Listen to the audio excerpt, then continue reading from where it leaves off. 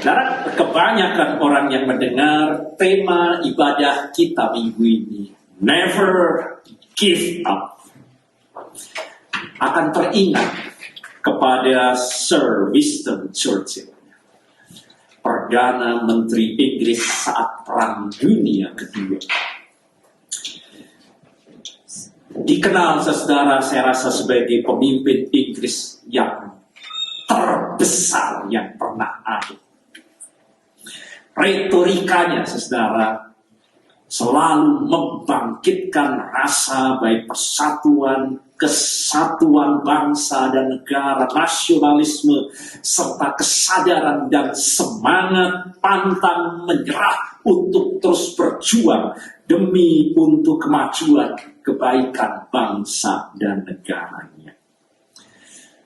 Saat saudara Sir Winston Churchill menuju ke mimbar di sebuah acara wisuda para mahasiswa pada waktu itu di sebuah universitas, ia memandang tajam kepada para lulusan, para sarjana yang baru, lalu berkata, never, never, never give up.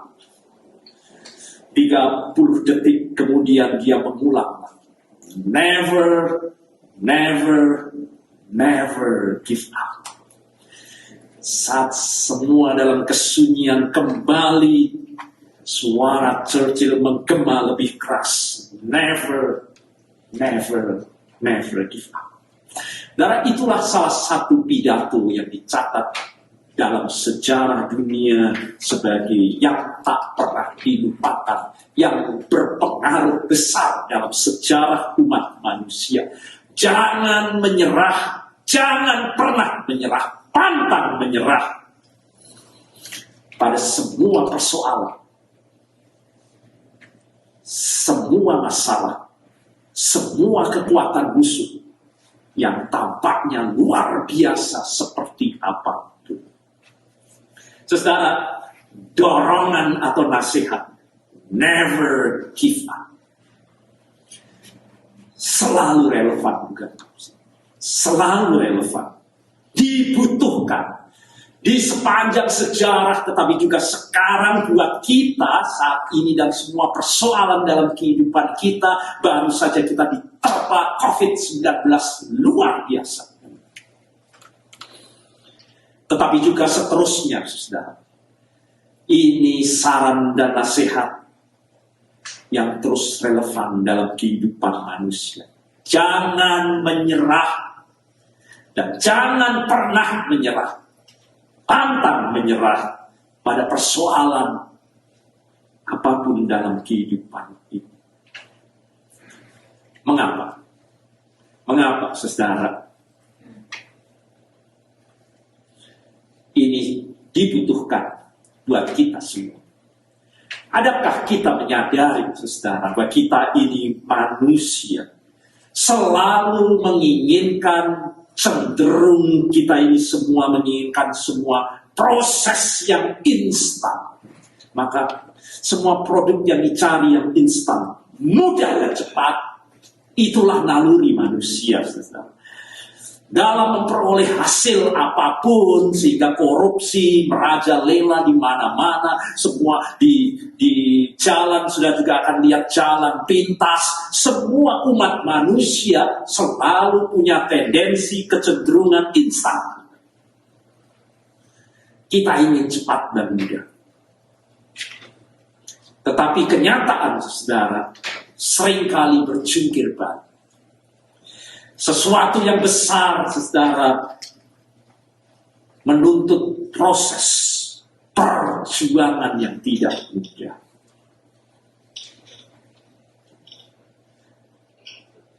Menuntut peluh yang pantang menyerah dalam kehidupan kita ini. Harus melalui proses perjuangan yang pantang menyerah.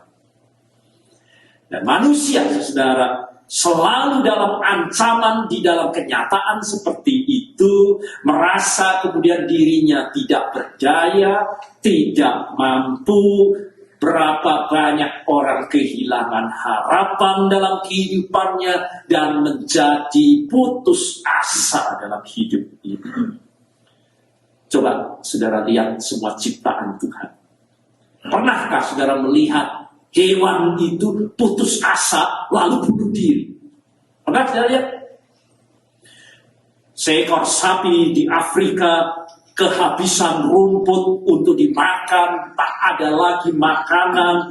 Tak pernah kita akan melihat sapi itu kemudian menjatuhkan dirinya ke jurang dan untuk mengakhiri penderitaannya. Seekor harimau, saudara, yang sudah tua dan tidak mampu lagi mengejar mangsanya, dia tidak akan lagi kemudian terpuruk dan kemudian memotong sendiri pembuluh darahnya dengan kukunya yang tajam oleh karena frustasi dengan kehidupan. Tak pernah seekor burung raja wali yang matanya sudah kehilangan ketajamannya dan sulit lagi untuk mencari mangsa lalu menenggelamkan dirinya ke dalam laut. Saudara tak pernah menjumpai hal seperti itu. Tetapi mengapa manusia, ciptaan yang lebih agung dari semua binatang dalam kehidupan ini, kehilangan harapan, berputus asa, nekat, dan mengakhiri hidupnya? Mengapa? Coba kita lihat dalam psikologi lebih dahulu. Karena kita ini manusia, menurut teori psikologi, itu memiliki garis Plimsoll. Ada yang tahu apa itu garis Plimsoll? Ada? Ya. Apa itu garis Plimsoll?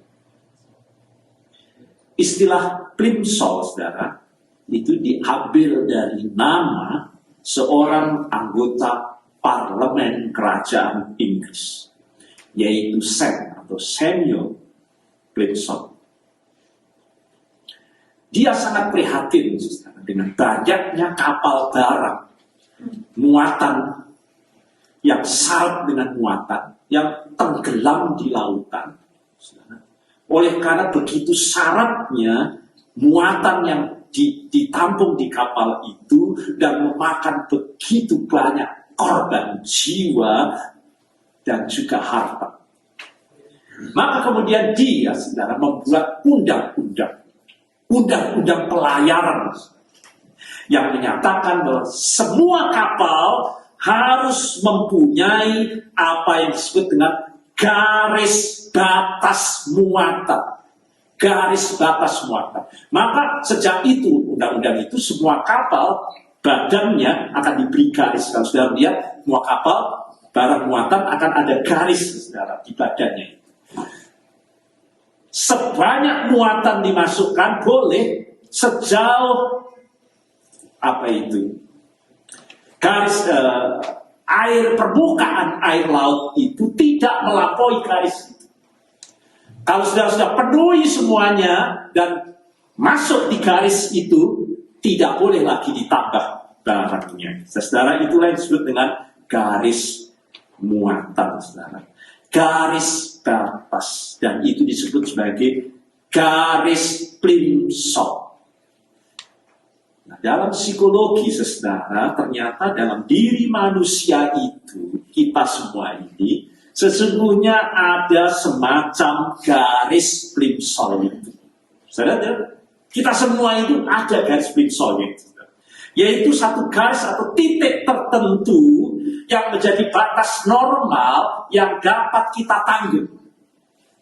Dan kita akan merasa sehat, kita akan merasa baik, kita akan merasa bahagia. Tapi kalau itu dilewati, saudara, garis Plimsoll itu dalam diri manusia dengan beban-beban kehidupan kita ini, itu seperti kalau saudara yang suka binaraga, saudara mengangkat barbel yang membawa stres melampaui garis Plimsoll dan memaksa otot saudara untuk bekerja, itu berarti saudara melewati garis plimsoll itu. Dan apa yang terjadi? Stres terus, saudara. Berkeringat, saudara akan. Hanya dalam 6 kali saudara akan sudah berkeringat dibanding dengan saudara melakukan lari kardio 30 menit dibanding dengan saudara hanya 9 menit. Apa yang saudara keluarkan ini? Tenaga yang saudara keluarkan jauh lebih besar karena sudah melampaui garis dan sudah tersengal-sengal dan nafas saudara menjadi tersengat, begitu keringat akan keluar dalam diri kita. Kalau beban-beban kehidupan ini melampaui garis plimsoll, ini menurut psikologi sebenarnya, maka manusia segera akan merasakan dalam seluruh dirinya sinyal-sinyal yang ketidakmampuan, ketidaknyamanan dalam dirinya, menjadi letih, lesu, berbeban berat dalam kehidupan ini, tidak tahu apalagi yang harus dikerjakan, menjadi sangat temperamental, sensitif, marah, merasa dirinya tak berguna, tak berdaya, lalu buruk sangka mendominasi pikiran ini, hidup tertekan, depresi, stres. Dan puncaknya saudara, ingin mati saja. Dan tidak sedikit yang sungguh-sungguh bunuh diri. Itulah bacaan kita pertama yang terjadi di dalam diri seorang nabi besar Elia. Dan mari kita hayati kembali ya, yang sudah kita baca 1 Raja-Raja pasal 19 sampai dengan 1 sampai dengan 4. Seorang nabi besar perjanjian lama ini sedang berada dalam ambang batas garis plimsoll. Dalam hal apapun saudara. Orang yang bercinta, gagal bercinta, orang yang gagal dalam berusaha, orang yang gagal dapat dibawa saudara dalam garis batas plimsoll ini. Dan kondisi dari Nabi Elia ini sungguh gawat dan genting. Elia saudara menghindari ancaman kematian yang ditebar oleh sang permaisuri raja, yaitu Raja Ahab yang bernama Isabel. Tidak asing buat kita, bukan? Dan kita tahu bahwa Raja Ahab adalah istri, ya, ikatan suami takut istri. Semuanya didikte oleh Isabel. Maka Elia melarikan diri ke daerah Beersheba, dan saya tahu itu daerah di luar wilayah kekuasaan dari Raja Ahab, suami dari Isabel. Itu yang mengancam akan dibunuh. Apakah di tempat persembunyiannya itu saudara dapat lihat bahwa Nabi Elia menjadi aman, tentram, dan nyaman? Dan bacaan kita menyatakan ternyata tidak. Di tempat persembunyiannya itu, meskipun menyembunyikan dari masalah dan tidak mau bertemu dengan siapapun, dia frustasi, putus asa, dan hidupnya merasa tak ada artinya dan tak ada maknanya lagi. Untuk apa? Maka saya baca kembali ayat firman Tuhan, 1 Raja-Raja 19 ayat 4. Cukuplah sekarang ini Tuhan, sudah cukup hidup saya. Sekarang ya Tuhan, ambil saja nyawaku ini. Sebab aku ini tidak lebih baik dari nenek moyangku. Saudara, ini orang kalau bicara demikian, apa yang sedang terjadi dalam diri? Elia lari menghindari kematian, karena dia diancam mati. Tetapi di tempat di mana dia bersembunyi, sekarang jungkir balik dia mau mati. Lalu untuk apa dia lari? Dan sekarang ingin mati.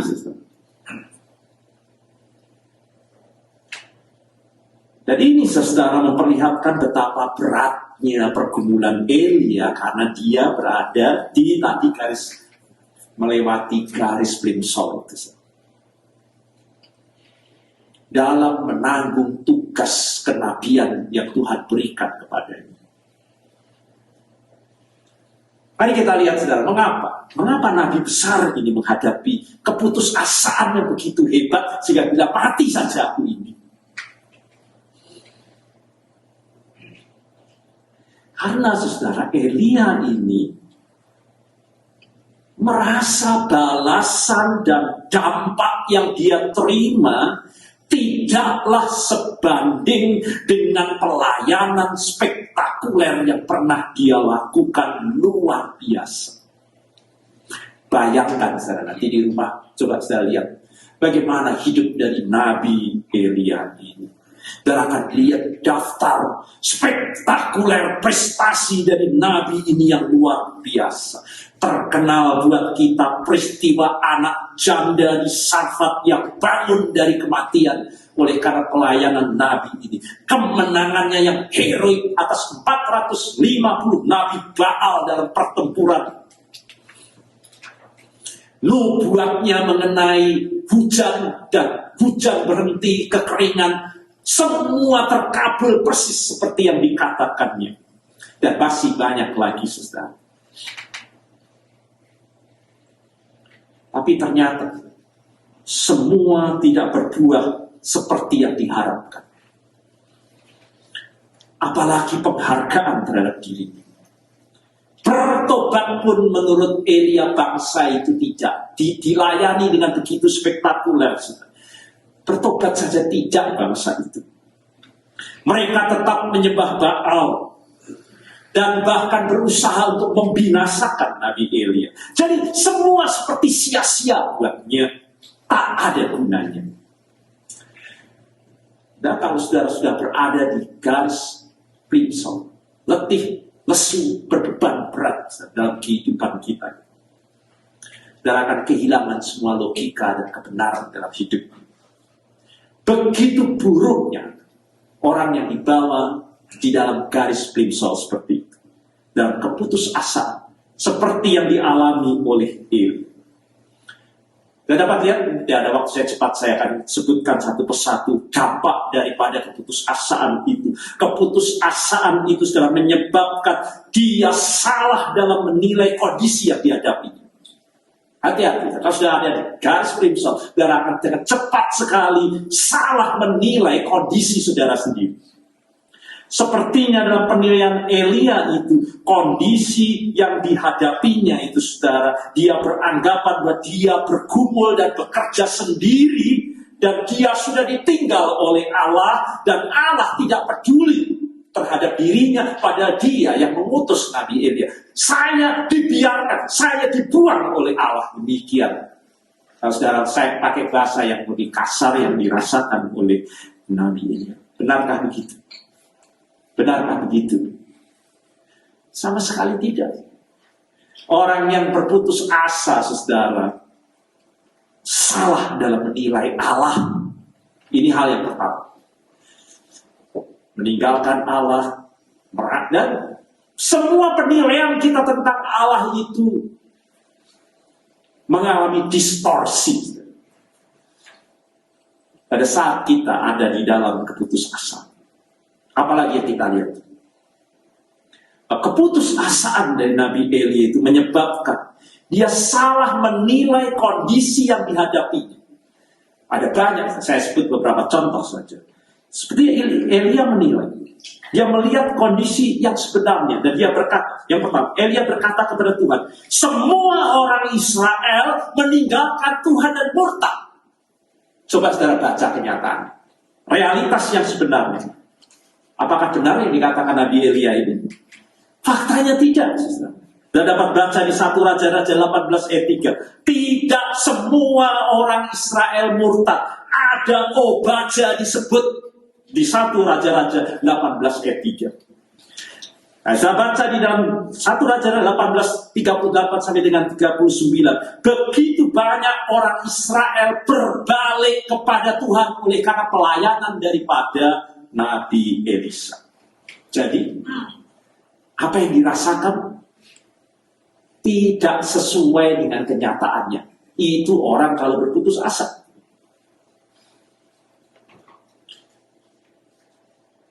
Yang kedua, mesbah Tuhan diruntuhkan katanya. Coba saudara baca 1 Raja-Raja. Faktanya, tak satu pun saya menemukan ada mesbah Tuhan diruntuhkan di situ. Tak ada. Tapi Elia merasa semua mesbah sudah diruntuhkan. Dan kalau saya baca, saudara, yang ada itu Ahab membangun mezbah untuk berhala. Di tengah-tengah adanya mezbah Tuhan. Jadi salah. Beda dengan kenyataannya. Itu kalau orang putus asa.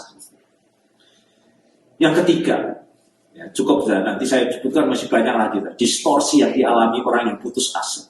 Semua nabi dibunuh.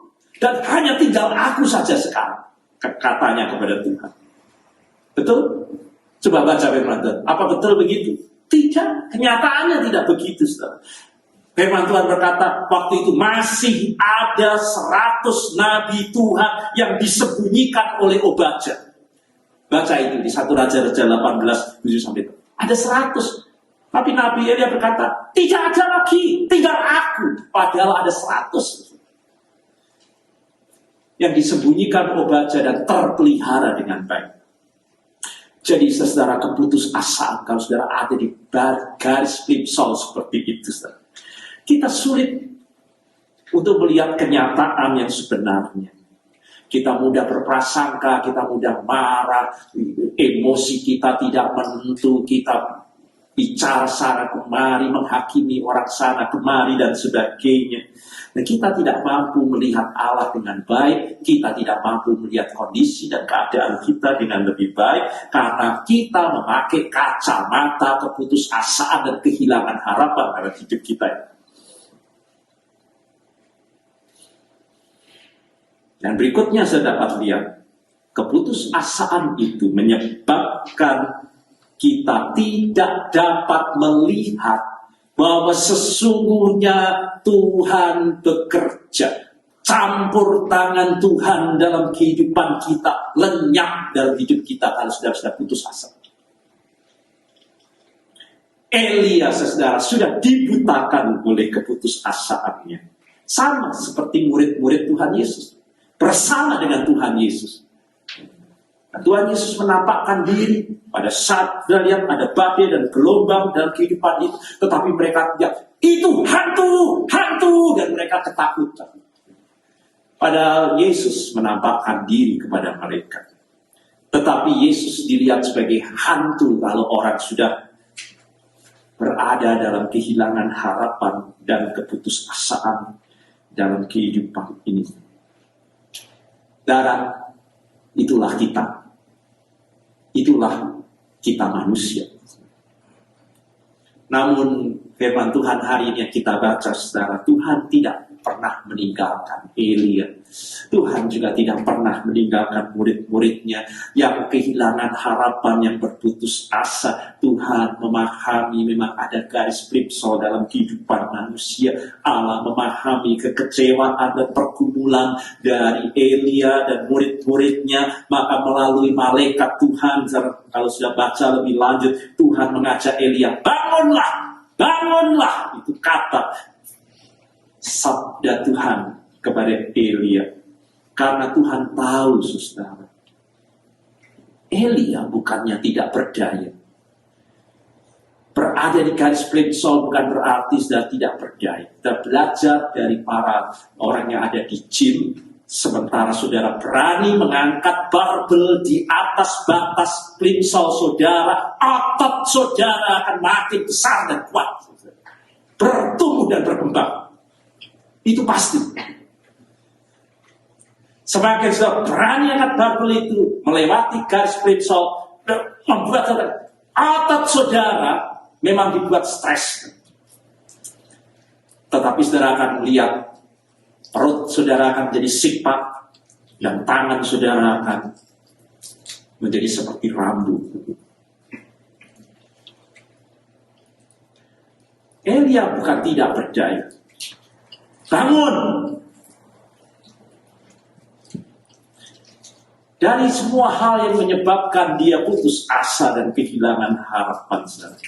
Artinya, engkau masih memiliki tenaga. Meskipun ada di garis plimsoll. Agar itu. Dan kita akan melihat hal yang lebih ajaib.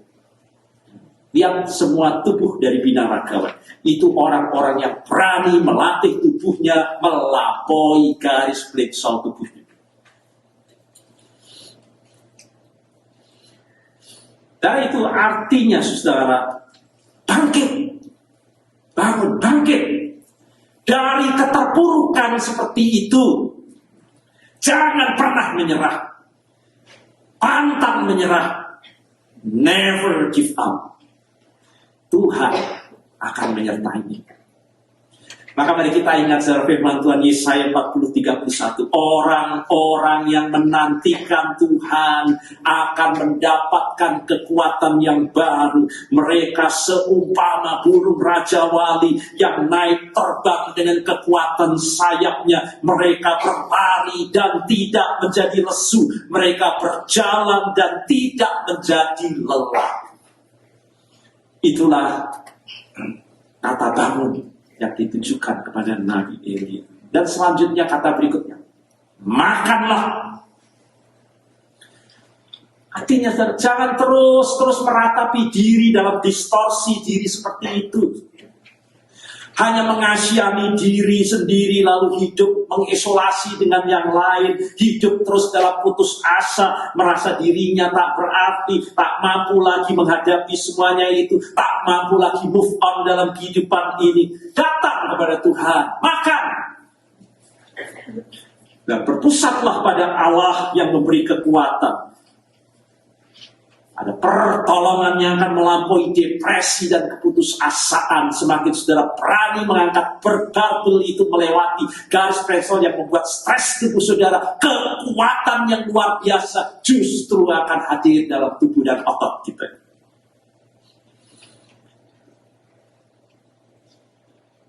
Makanlah.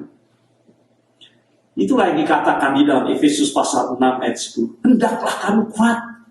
Meskipun ada di garis threshold itu, hendaklah kamu kuat di dalam Tuhan, di dalam kekuatan kuasanya itu. Dan maka mari kita dengar Tuhan kita. Buat mereka semua yang ada di garis threshold itu, bukan Tuhan berkata, marilah kepadaku, datanglah kepadaku, engkau yang letih, yang lesu, dan berbeban berat. Aku akan memberi kelegaan kepadamu. Rambutmu di kepalamu pun semua terhitung buatku.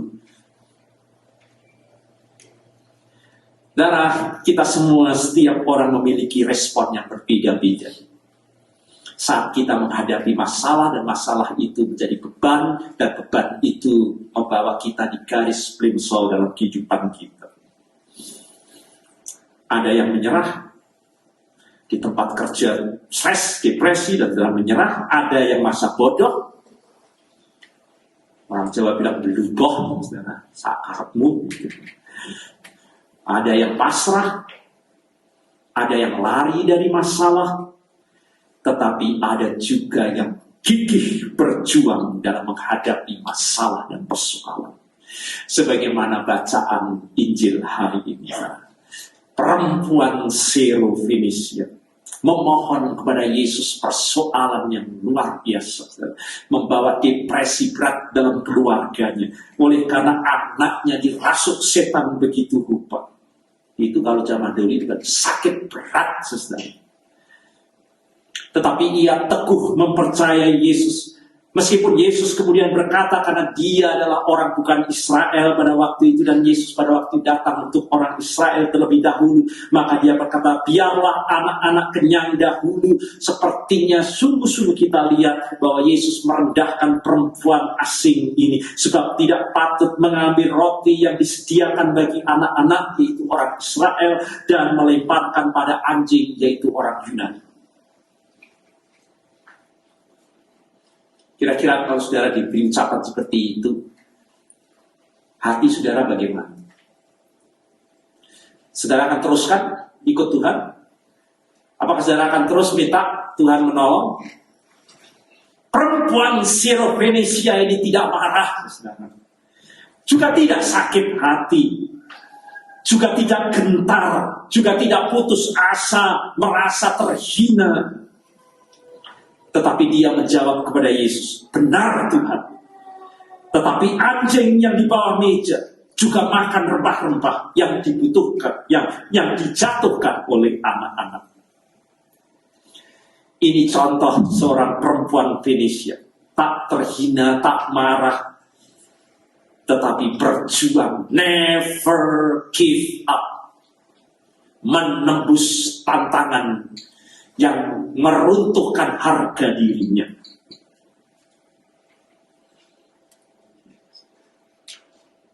Sebagai seorang Sirofenisia, namun ia teguh memiliki iman, pantang menyerah, never give up, menghadapi tantangan pergumulan depresi untuk anaknya itu. Itulah yang dia lakukan, saudara, untuk mendapatkan pertolongan, never give up, agar anaknya sembuh. Dan ia sungguh-sungguh melihat kenyataan anaknya sembuh. Maka bacaan kita, saudara, yang kedua, Rasul Paulus berkata, segala perkara.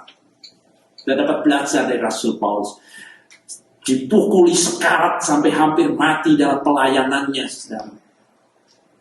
Elia belum mengalami seperti Paulus. Diterjang badai, kelaparan, dia dalam kenyang, dalam lapar, dalam mudah, dalam sukar, dalam kehidupan hampir sekarat, hampir mati, apapun, segala perkara, never give up. Buat Rasul Paulus, dapat ku tanggung. Itu berarti tak pernah kehilangan harapan, tak pernah putus asa, dapat ku tanggung. Oleh karena Dia yang memberi kekuatan kepadaku. Itulah bacaan kita yang kedua, saudara, kita bawa pulang. Filipi 4:13 untuk kita tanamkan dalam hati kita. Itulah dasar buat kita. Never give up, saudara. Hidup ini penuh dengan pergumulan. Jalan hidup sering dipenuhi dengan onak dan duri. Saudara dulu muda, saudara ingin supaya saudara diberi umur panjang, saudara sudah diberi umur panjang. Never give up.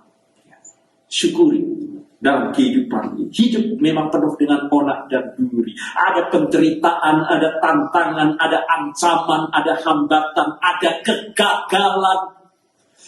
Dalam banyak hal dalam hidup ini, semua itu, saudara, berpotensi untuk membuat kita menyerah, putus asa, dan nekat dalam kehidupan kita ini. Namun firman Tuhan hari ini, saudara, untuk kita tanamkan dalam hati kita, agar kita never give up. Yaitu dengan pertama, saat kita dengan sungguh-sungguh bukan mengandalkan kekuatan diri kita sendiri dan mengandalkan manusia. Yang kedua, saudara, seperti carang yang tidak pernah akan dapat hidup kalau dia tidak melekat pada pokok anggur. Tetaplah diam di dalam Tuhan dan melekatlah kepada Tuhan. Yang ketiga, andalkan Tuhan dalam kehidupan kita. Dalam Alkitab sungguh menegaskan, terkutuklah orang yang mengandalkan dirinya sendiri dan manusia, dan yang mengandalkan kekuatannya sendiri. Maka mari kita akhiri dengan kita tanamkan firman Tuhan ini, Mazmur 46 ayat 2. Allah itu tempat perlindungan dan kekuatan. Sebagai penolong dalam kesesakan di garis plingsol itu sangat terbukti. Maka never give up. Amin.